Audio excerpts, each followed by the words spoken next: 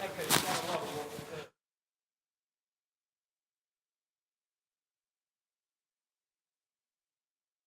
a global company. To put it in some sort of perspective, we have revenues of about $250 billion. We're the world's 8th most valuable brand, and we're a company that has 16 different operations, if you like, with over 360,000 employees globally. But we're a manufacturing company at heart, and that company has over 52 different manufacturing operations in over 27 countries, and we're sold globally. We are number 1 or 2 in terms of the automotive world in terms of production, but we produce around 10 million vehicles a year. And we also happen to be the world's largest lift truck manufacturer, predominantly electric vehicles. As a big contributor to resource use and emissions, both in our products and also our processes, of course we have to consider on our environmental impact. And it's not a new journey for Toyota. We have had many development and environmental plans in the business, and our latest plan, published in 2015, our global plan for our 2050 window. In that plan, we have laid out our ambition to achieve zero-emission vehicles in terms of the production, zero emissions in terms of their use, in terms of whole life cost, and also in terms of our use of environmental resources, the emissions equating to those. We need to be a net contributor towards the environment in terms of particular water use and water pollution, but also contribute to a better and developing environment. But we face the same challenges as all businesses and all individuals, in fact, and what we've heard echoed today is going to affect every business.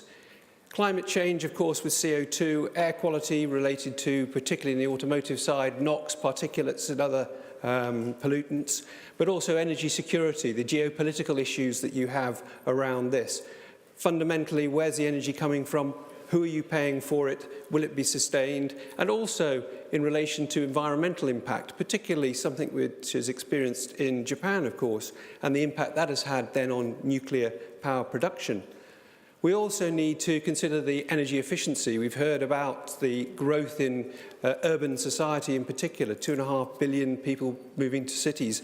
The increased use of electric power means there will be a huge impact. These have great issues. When you drill it down, in the UK here, we have a carbon budget, as many countries do, and our ambition is to achieve a reduction, I beg your pardon, that's gone wrong, in terms of reducing power. So if you look at the left and the grey bar, that is where we are at 2010. So for the UK, on the far left-hand side, that's the heat and power contribution to our carbon emissions. The blue bar below is where we need to be by 2050 in order to achieve our carbon targets across the different sectors. And as you'll see, heat and power and transport are the biggest contributors and therefore require the biggest drops. Air quality is also a major concern. It's in all areas, but if you look at particularly urban areas, according to the World Health Organization, 99% of the world's population live in areas, urban areas, which exceed their recommended air quality limits. That's not just in Western urban conditions, that's across the globe and affects everybody. If you look at transport in particular, there are certain standards that need to be achieved in terms of the vehicle emissions. If you take in Europe the latest European figures in terms of the measurement for diesel and petrol particulates and emissions, this graph shows that at the highest level standard, that's a Euro 6 standard in Europe today, over 90% of diesel vehicles exceed those limits. And actually, the average is 4.5 times above those limits, and in some vehicles' cases, it's over 20 times the limits. So the latest standards in real world don't necessarily deliver what we would expect or want. Now, this is clearly recognized. You've seen it in the press, you've understood it, and quite frankly, it's true that we will see at a point in time the elimination of the combustion engine, perhaps slightly later than people might be forecasting. Energy security is also a huge issue. If I take the UK, for example, we do have at many times of the year, more renewable energy available in the grid than we actually need to consume. And we can't store it. And it is a common phenomenon across many countries with renewable energy. In fact, not only do we not consume this energy that's being produced, we actually pay for the privilege of not consuming it, whether we're businesses or individuals. It is hundreds of millions of pounds are wasted in curtailment charges, certainly across Europe every year. And ironically, when it comes to peak times, we don't have enough energy. We're on the margins because we cannot store the energy that we've had produced before. So how might that impact the vehicle market? Well, what I would say, first of all, absolutely, is that the electric powertrain is the future. And it's not new to Toyota. So Toyota Motor Corporation was founded in 1936, and prior to the founding of the company itself, the business, which still continues today, was focused on manufacturing. And the founder of the company, Sakichi Toyoda, actually put a prize, a 1 million yen prize, for anyone who could come up with a battery which essentially gave the equivalent power and reliability, one would say, of petrol or diesel, of fossil fuel. That 1 million yen prize remains unclaimed. It's not possible to achieve that. But it doesn't mean that we haven't been looking at electric power for a considerable length of time. And if you look at Toyota in particular, we have more patents for the associated technologies than any other business globally. We have the most patents in traction batteries by some long way. We have the most patents in relation to electric motors, again, by a considerable margin. And we have the most patents in relation to the power electronics, the equipment and the controls that you need to make these things operate. So electric vehicles are not at all new to us as a business. And in fact, for those that maybe haven't viewed this before, Toyota has been selling electric vehicles in a mass market for over 20 years. The Prius, as many of you will know, is a hybrid car, is an electric car. The approach to how you deliver electricity is perhaps something that's not fully understood. So within the Prius, you've got a full electric powertrain, a motor and a battery. You have a full combustion engine system. And at the time, there's a lot of debate as to why you would make the two together. Well, the reason you do that is because you can have a much more efficient petrol motor or engine, and you can have a very efficient electric motor. Both can work together or independently. So you can have zero emissions, and you can use the performance of the fossil fuel to allow you to have the range that you desire and not have to recharge through a plug-in. In fact, you have a small battery which balances the unused power in the car through regenerative braking and through using the petrol motor and unused power. So in fact, Toyota is the world's largest provider of electric vehicles. We've sold over 11 million hybrid vehicles. We've proven the technology in terms of the durability of electric powertrains across a huge range of vehicles. And approximately 3 out of 4 electric vehicles sold in the world globally carry a Toyota or Lexus badge. What are the reasons that we pursued this? Often missed. So 20 years ago, in terms of the emissions issues, particularly in relation to diesel, Toyota were very concerned about the impact. And indeed, if you look at the graph behind me, this relates to the latest standards in terms of emissions. The blue bar shows the standards for diesel engines. So diesel engines are allowed to be more polluting than petrol, which is the red bar. But if you have a look at the green bar, that is the NOx performance of a hybrid. So not only do you have low emissions in terms of CO2, you have very low emissions in terms of NOx, you have no particulates, and you have better fuel economy. So a good reason to consider hybrid technology and hybridization. So this is our roadmap, and this has been our roadmap for a very long time and underpins our development process.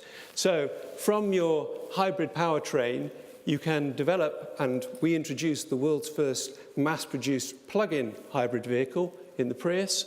You can also use exactly the same powertrain for the pure electric vehicles, and for the future, you're looking at that introduction in terms of fuel cell vehicles, because fuel cell vehicles are electric vehicles that use hydrogen to provide the power store. So the question probably that we've been asked more than anything else is why are Toyota not producing pure battery electric vehicles? Some of the reasons talked about earlier on might well explain that. But essentially, if you look at the concentration of resource use, therefore you need a good local grid to deliver that power. That's very difficult to achieve, particularly when you have a historical network, as you do in many Western countries. You also have to consider where that energy is coming from, who's producing it, distributing, and what are the emissions around that.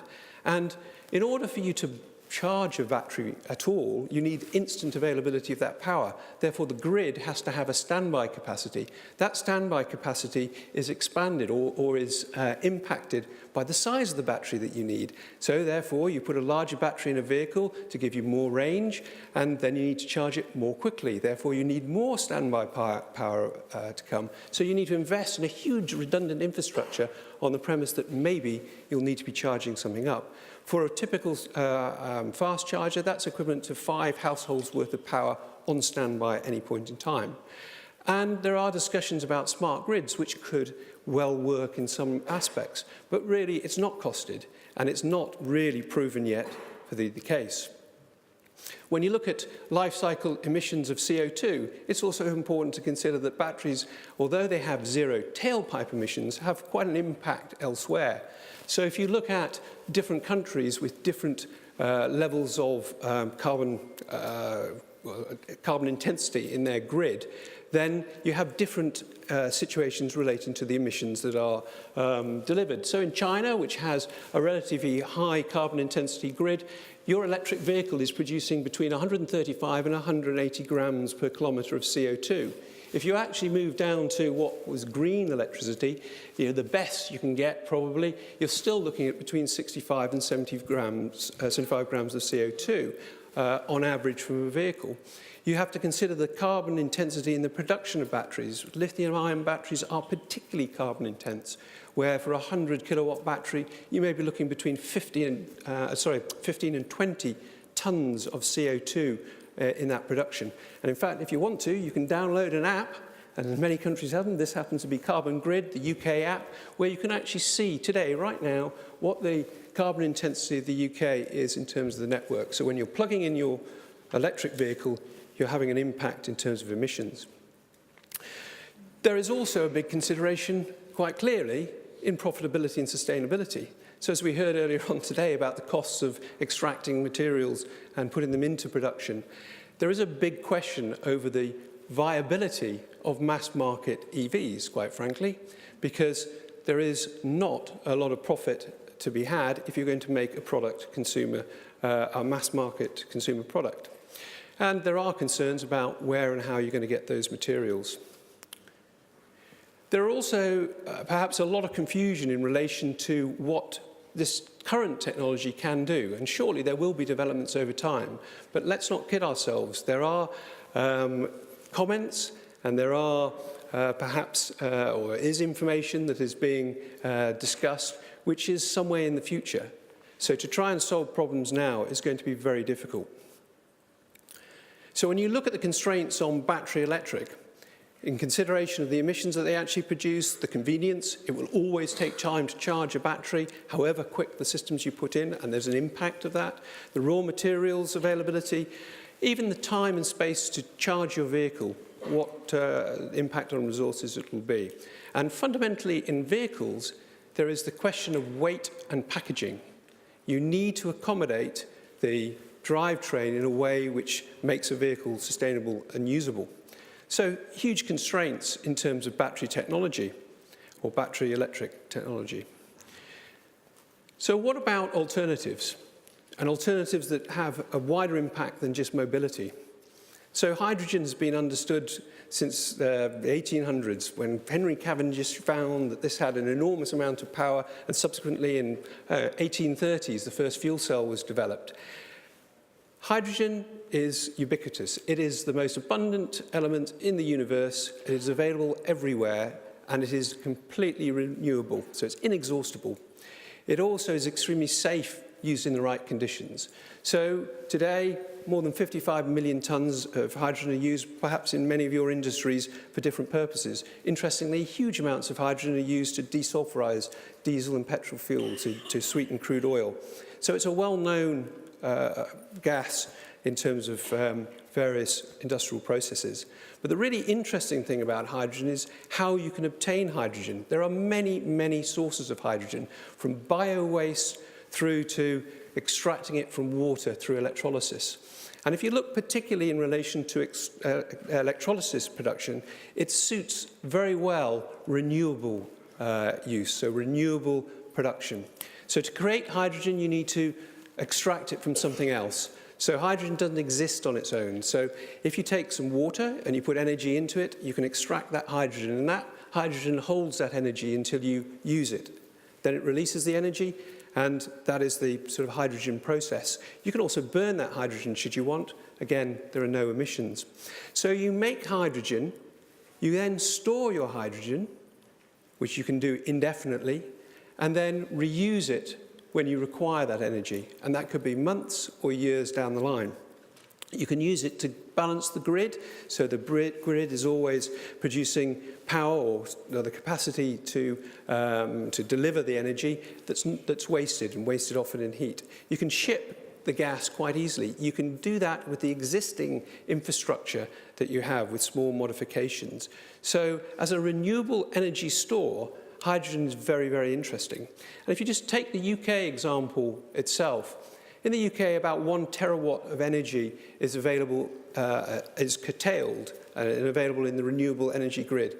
1 terawatt of energy can produce enough hydrogen to allow 90,000 vehicles to travel 12,000 miles, pretty much the annual mileage for those vehicles, without really doing anything at all.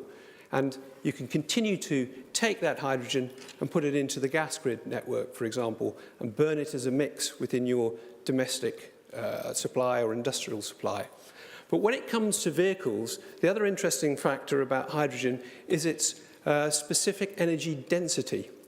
That's a very important factor, because in a vehicle, whatever size it is, and particularly when you go to commercial vehicles where you need a lot of load capacity, you need to be able to have the most energy dense source to drive the vehicle. So the specific energy density of hydrogen is the highest of anything that we have access to, other than nuclear. What that means, if I take 1 kilo of hydrogen, I would need 3 kilos of petrol or diesel to do the same job. But interestingly, in the battery side, you would need 130 kilos of lithium. If you look at it in relation to that, that means that you've got around about 130 kilos of energy in those batteries. So for a fuel cell car, you need to be able to deliver something which is efficient, and it is also low emissions. For Toyota, the whole process revolves around ensuring that you have production of energy, manufacturing, and vehicles that are sustainable for emissions, but also economically so. The Toyota Mirai was launched in 2015. It's the world's first mass-produced fuel cell car, and we've been selling that around the world using our hybrid technology and are gaining traction in terms of the development and rollout. And it's a product we've been developing for over 25 years. A fuel cell works simply by converting the hydrogen with air to water and energy. There's no moving parts, which means it's a very sustainable product, and it's going to outlive the life of the vehicle itself. All OEMs have been working on this technology. Many have been invested in diesel technology, and there's a long payback time, and therefore perhaps more difficult to achieve the hydrogen society. But with a hydrogen car, you can do everything and more than you can do with a normal vehicle, particularly in relation to its emission side. Today we've sold about 4,000, just over 4,000, and it's small because the infrastructure needs to develop and evolve. Only 45 sold in the UK so far, but this establishes the fact that the car is able to deliver what we need in terms of emissions. And very clearly, in terms of emissions, even in using steam methane reforming for hydrogen production, the vehicle is extremely clean. It can be used as a power source. A fuel cell is simply an electric generator. you can use that electric generation to deliver power to the grid. The Hydrogen Council was set up at the beginning of this year with over 17 companies and $9 billion worth to invest. And that delivers, or has a roadmap to deliver, decarbonised transport, industrial, home, heat and power, and as well as feeding decarbonised feedstock for industry. We have mobility solutions that are available today across a range of different products. We have applications in buildings, we have applications in data centres, a whole breadth of use. And the report today, published only this month by the Hydrogen Council, suggests a roadmap, and I'd welcome you having a look at it, which charts where we might go to in relation to hydrogen vehicles, right up to the 2050 scenario, where hydrogen is likely to produce between 18 and 20% of the global energy need, reduce by 6.6 gigatons the amount of annual CO2 produced, and to be a $2.5 trillion industry with over 30 million people employed. We expect, as the figure suggests, a large number of vehicles across all mobility needs. For us, Toyota, by 2020, the production is likely to raise to around 30,000 units. So again, small, but is starting to build out. And one word about battery electric, because the battery electric vehicle has a definite future, and that in relation to the urban mobility solution. So picking up on the earlier conversations about the amount of resources you need, what you need to do is you need small, lightweight batteries that don't need a big demand on the grid, that can be used in relatively small areas and therefore have zero emissions mobility and not an impact on the grid, and use relatively smaller resources. And that will probably be enabled through solid-state batteries. And I think with that, I will end. But this is our vision of how the future will develop with hydrogen. Thank you very much.